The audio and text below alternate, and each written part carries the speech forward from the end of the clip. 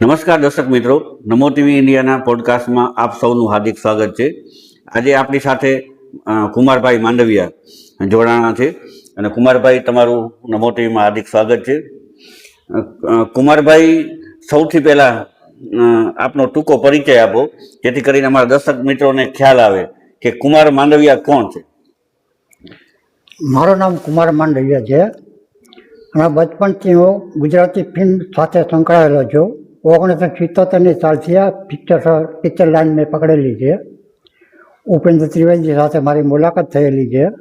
એની પ્રેરણા થકી મને આ ગુજરાતી ફિલ્મની અંદર પ્રવેશવાનો મને મોકો મળ્યો છે. ભાઈ, તમને આ લાઈનમાં, ફિલ્મ લાઈનમાં આવવાની પ્રેરણા તમે જેમ વાત કરી ઉપેન્દ્રભાઈ ત્રિવેદી થ્રુ મળી, તો તમે ક્યારે શરૂઆત કરી અને તમારી પ્રથમ શરૂઆત શું હતી?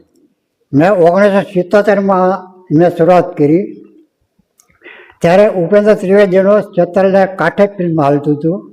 મેં એ પિક્ચર સતતથી 18 વખત જોયું. તો મને મગજમાં ઘૂસી ગયો કે હવે આ ફિલ્મી લાઈનમાં આપણે પ્રયાસ કરવા જેવો છે ખરો. એટલું પિક્ચર મને બહુ ગમી ગયું. એ પિક્ચરના અંદર પાછળ ઉપેન્દ્રભાઈ મને મળ્યા અને ઉપેન્દ્રભાઈ સાથે મેં વાત કરી તો મને કે કાંઈ વાંધો, વેલકમ, તમે આ પિક્ચરની અંદર આ લાઈનમાં આવી જાઓ, તમને સારો સ્પોટ મળી શકે. અને હું આવ્યો.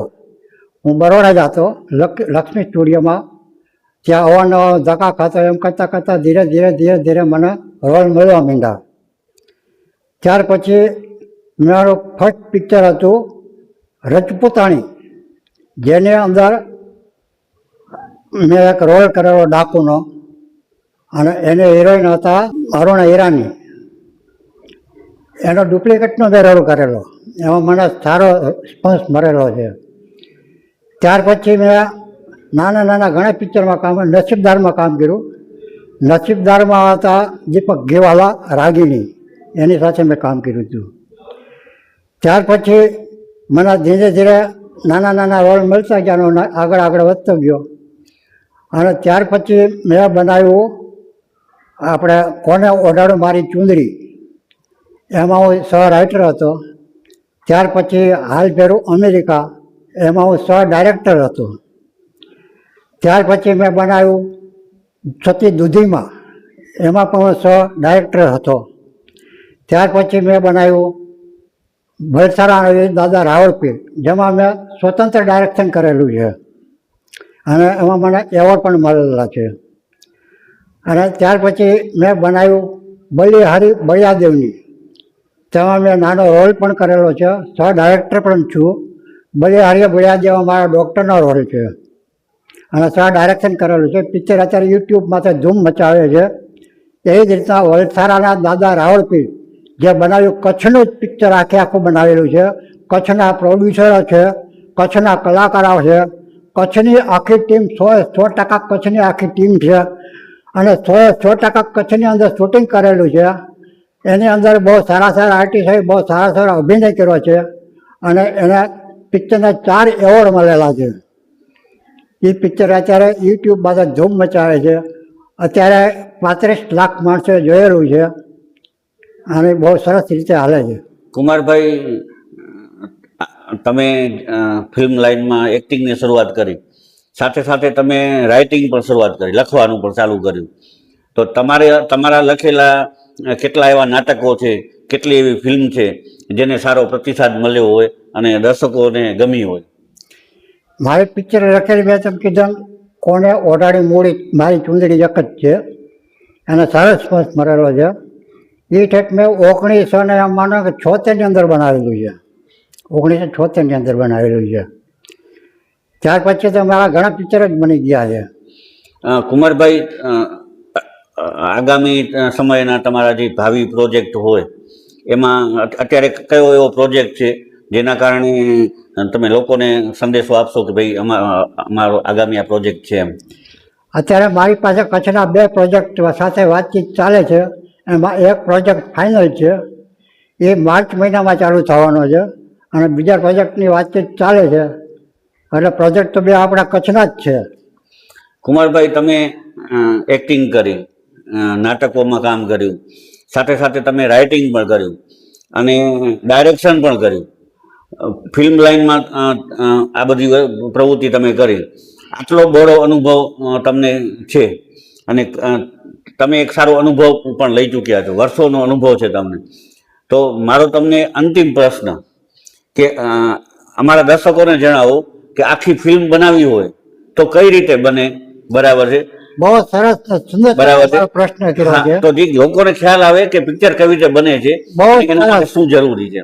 બહુ સરસ. આ પ્રેક્ષકોને જણાવું કે ફિલ્મ કઈ રીતે બને. હવે સાંભળો, લેખક છે એ ફિલ્મનો બાપ છે, ડાયરેક્ટર છે એ ફિલ્મની માં છે. બે જણા ભેગા થાય ત્યારે ફિલ્મ નામનો બાળક પેદા થાય. હવે એ બાળકને રમતો કરવા માટે, એની અંદર ડાયરેક્ટર સંસ્કાર નાખે છે. સંસ્કારમાં એને હાલતો ચાલતો કેમેરામેન બનાવે છે, સંગીતકાર એને સંસ્કાર આપે છે. જ્યારે કોસ્ચ્યુમ જે ડ્રેસ આપણે પહેરી છીએ એ ડ્રેસમેન એને ડ્રેસ પહેરાવે છે. અને લેખક જે સવાંગ બોલે છે એ બાળકને મોઢે બોલાવે છે સવાંગ, એટલે એ બાળક સવાંગ બોલે અને બોલતા શીખે છે. એટલે એ પિક્ચર આખું ધીરે ધીરે ધીરે તૈયાર થાય છે. એને બધા સંસ્કાર આપે છે. એ સંસ્કાર આપવામાં 35 થી 40 માણસોની ટીમ કામ કરતી હોય છે. હવે એ બાળકને બધું હાલતા ચાલતા બોલતા શીખવતા બધું બનાવતા બાળક મોટું થવા માંડે છે. એ બાળક કમ્પ્લીટલી તૈયાર, સંસ્કારથી તૈયાર બની જાય. ત્યાર પછી એને ટોકીજમાં મૂકે છે, એટલે કે દુનિયાની સામે રમતું મૂકે છે. હવે એ ટોકીજમાં મૂકીને દુનિયાના હાથમાં સોંપે છે એ બાળકને. પછી પ્રેક્ષકો એ જોવે છે. હવે પ્રેક્ષકોને એ બાળકને મારી નાખવું કે જીવાડવું, મતલબ કે સુપર હિટ બનાવવું કે ફ્લોપ કરવું, એ પબ્લિકના હાથની વાત છે. જો પબ્લિકને ગમી જાય તો સુપર પુરવાર થાય છે, નહીતર પછી સુપર ફ્લોપ જાય છે. ખૂબ સરસ વાત કરી અને નાનકડી એવી વાતમાં તમે આખું ફિલ્મ જગતનું જે કામ છે એને વર્ણવી લીધું. ખરેખર તમારા જે અનુભવો છે એના વિશે ખૂબ માહિતી આપી અને લોકોને પણ ખ્યાલ આવશે કે ભાઈ કુમારભાઈનું અચીવમેન્ટ શું, લોકોને શું કહેવા માંગો છો કે કુમારભાઈએ શું અચીવમેન્ટ કર્યું છે?